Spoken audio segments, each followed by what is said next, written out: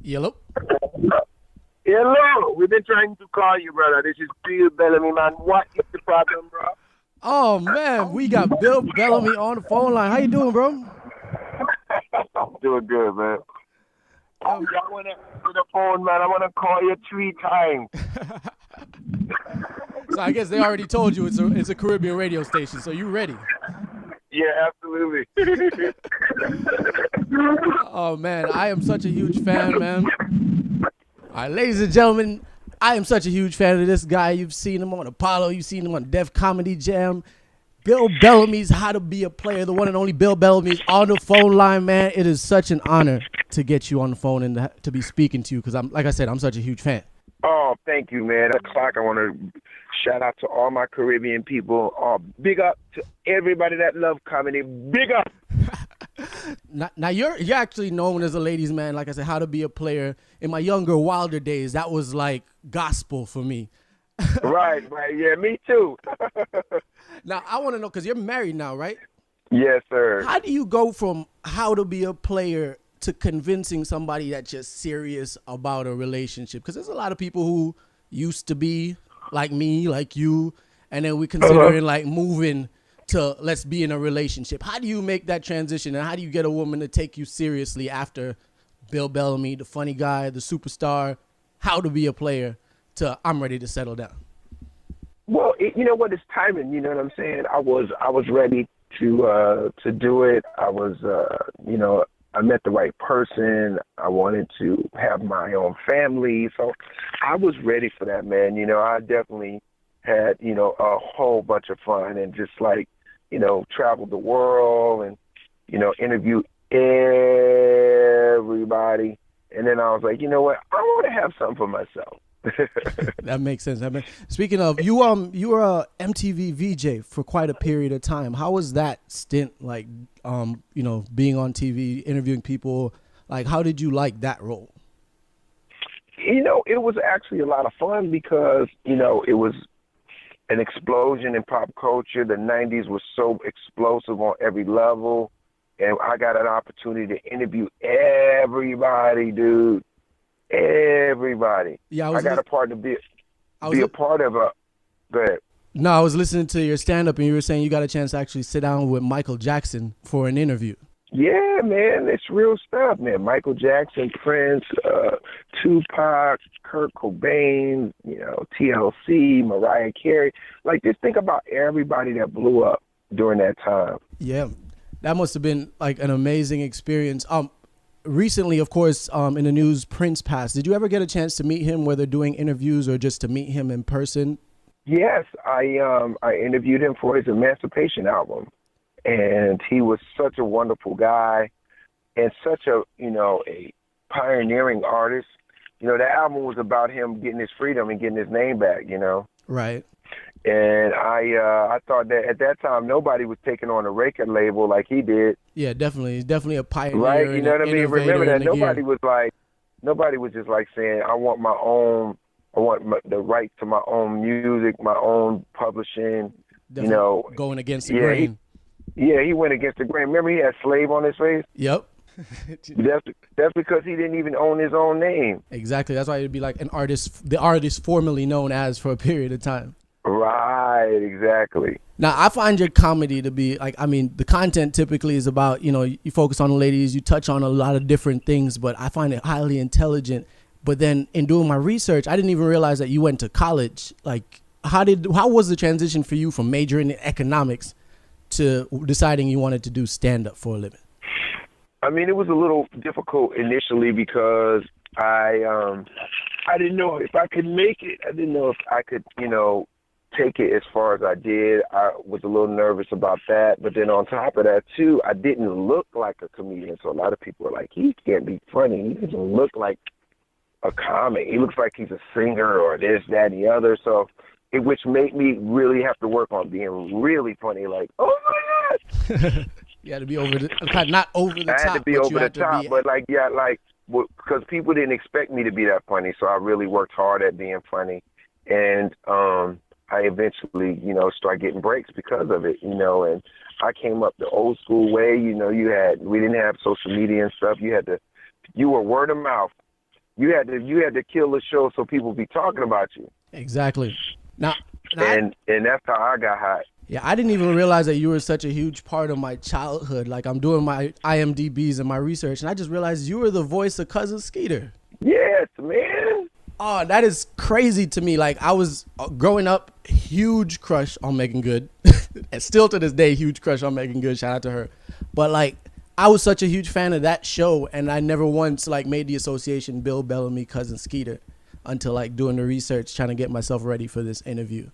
That is what's up. Like, how was that experience? Did you actually get to be on set, or is it just kind of like go in the studio, do the voices, etc.? Or were you doing it live? Yeah, I used to be able to ad lib and just put. Once they learned my rhythm, they was able to really, put my personality there and not and it was funny because kids used to watch that, man. That show was big. Yeah, definitely huge. Donald Trump huge. Yeah, so it was just a great thing. And now I just recently was showing my kids, on YouTube, you can see the episodes. So they was like, "Oh, Daddy, this show was funny." I was like, "I told you, your daddy's a beast." Now, speaking of kids, family, etc., like I find myself ever since even How to Be a Player, every couple of years I'll ask myself, what's Bill Bellamy doing? Like, even if I don't see you on the scene, I'm always curious as to what you're doing. And is it like a conscious decision for you to maybe not be as in your face as other comedians might be, and only to come out when you have something like really working on? Or was it like a focus on, let me get my family together? Like, what's the decision? Well, it's a combination of both. One, I want to get my family and secure that, but also two, like, I think people have to miss you. I think if you're in people's face all the time, you become common. And now with social media and everybody Snapchat and this and that, like they're stealing all the mystery of being a star. Right. And I think that there's something to say for that you don't know everything, and it gives you opportunity to wonder like you said, what is it like, to live my life, or what is it like? If I show you everything, you won't wonder about anything. Yeah, because I'm definitely thinking about making this drive down to Orlando this weekend so I can get the stand-up, because I feel like that's the way I can really get a sense of what's going on. Yeah, man, and you see what's going on in my life. You see what I'm talking about. You're going to be dying laughing. You're going to see how many fine women at my shows. You know what I'm saying? I'm like Maxwell when it comes to this comedy. I get them out. I can imagine. Speaking of social media, were you paying attention during like the Meek Mill, Drake beef, anything like that? Yes. Because I feel like they were like, especially on the Meek side, just on social media, putting all of his business out. Like, are you entirely against it, or is it just something you're kind of like, let me use it to do what I want to do? I think it's great for promotions, man. I mean, let's be honest, you know what I mean? All the kids, all the young people using their phone for all the information. So I totally get it. But here's the thing. When you guys take your personal issues and put them on, I don't know if that's good. I mean, it's personal stuff that you should be handling in person. Especially the way a guy like him would talk. It's like, I'm coming for you, but then if you put it out there, are you really coming for me? Exactly. So it's some of it's a lot of, theatrics. A lot of it's just to keep it hype. You know what I mean? But for me, man, I'm just totally not into that kind of stuff. I try to keep my image a certain way, and I'm into the fun of it all. I'm not trying to, bash anybody or, but that's what they do.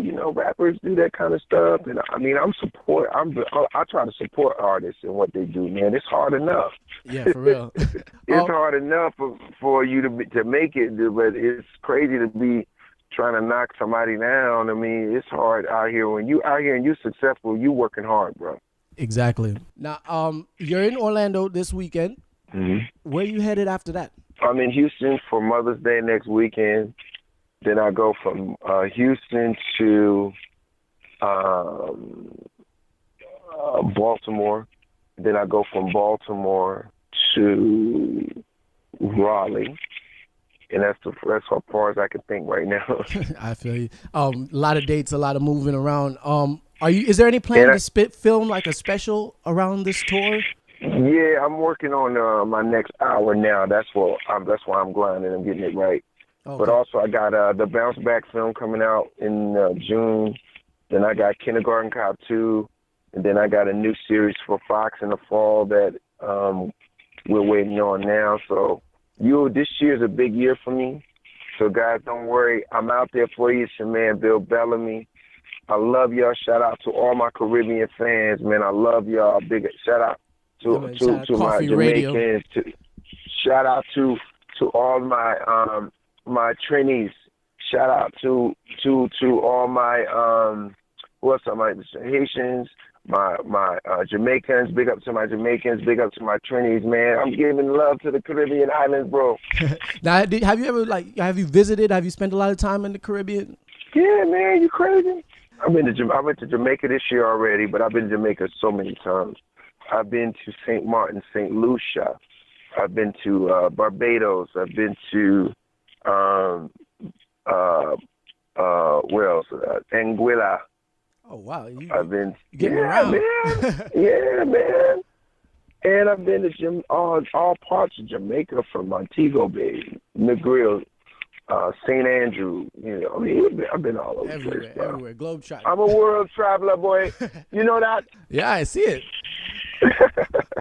Yeah, but how can everybody get in touch with you if they want to keep up with you, like social media, et cetera, et cetera? How do they get in touch? Follow me on Instagram at Bill Bellamy. Follow me on my Facebook fan page. Make sure you like that page at Bill Bellamy VIP. And I'm on Facebook at Bill Bellamy as well, man. Thank you so much for a great interview, boss, and I'll see you at the show tonight. Yeah, man, I definitely appreciate you calling in. All right, boss. I'll talk to you soon. All right. What's up, everybody? This is Bill Bellamy. You're listening to Koffee Radio, the place to be when you listen to the hot jams.